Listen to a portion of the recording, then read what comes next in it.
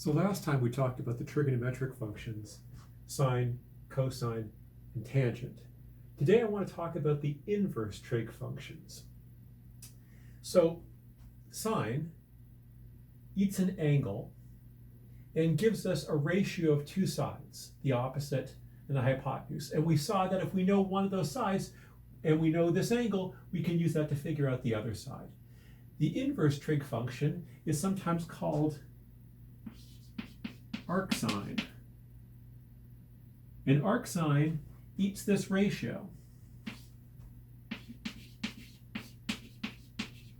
Arcsine is also written like this, sine superscript minus 1. And it still eats the ratio. These two things are two ways of writing exactly the same thing.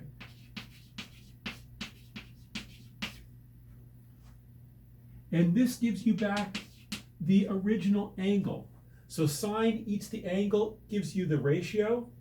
Arcsine eats the ratio and gives you back the angle. So we also have arccos. So arccos eats the ratio of the adjacent over the hypotenuse. We could just as easily write that cos superscript minus 1, still call it arccos or sometimes inverse cos.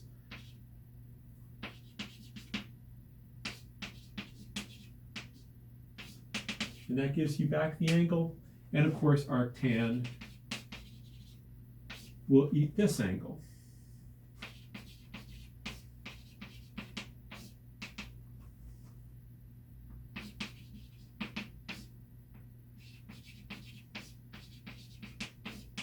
And that gives you back the angle. So sine, cosine, and tangent eat the angle, give you a ratio of two sides. Depending on which one you have, you end up with three different ratios. Arcsine, arccos, and arctan eat the ratio and give you back the angle. So for instance, sine of 20 degrees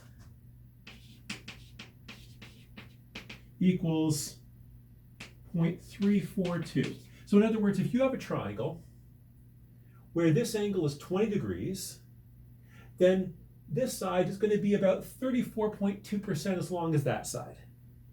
That's all it says. So if sine of 20 degrees equals 0.342, then arcsine of 0.342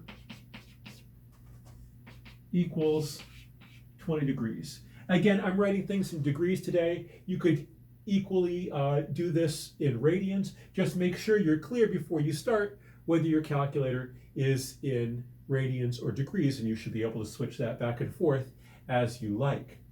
So we use sine, cosine, and tangent when we know an angle and we know one of the other sides and we want to find out the length of another side. We use arcsine, arccos, and arctan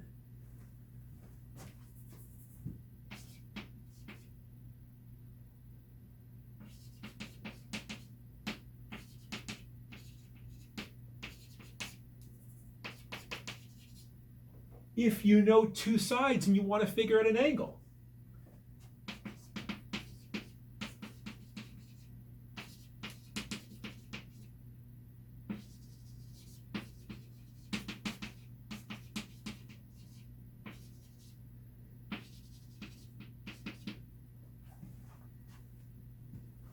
So if you know the angle and one of the other sides, you can use sine, cosine, or tangent depending on which other side you want to know, which side you already know. If you know two of the sides and you want to know the angle, you want to go back to the angle, use arcsine or arccos or arctan. So let me give you an example. Let's say we have a triangle, right angled, and this side is 9 meters long, and this side is 15 meters long. And this is just theta. Well, if the goal is to find theta, find your angle theta,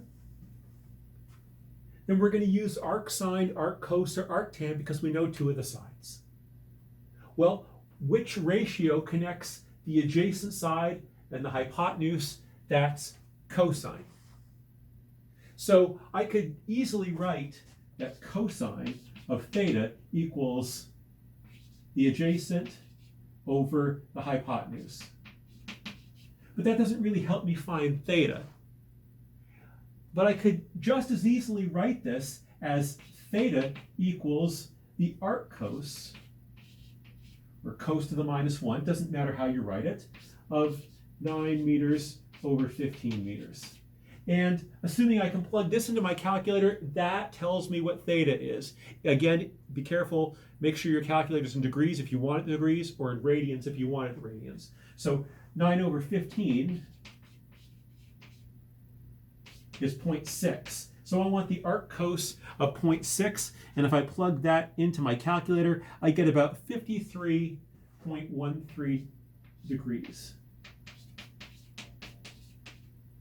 So again, if you happen to know two sides and you want to know the angle, use arcsine, arccos, or arctan.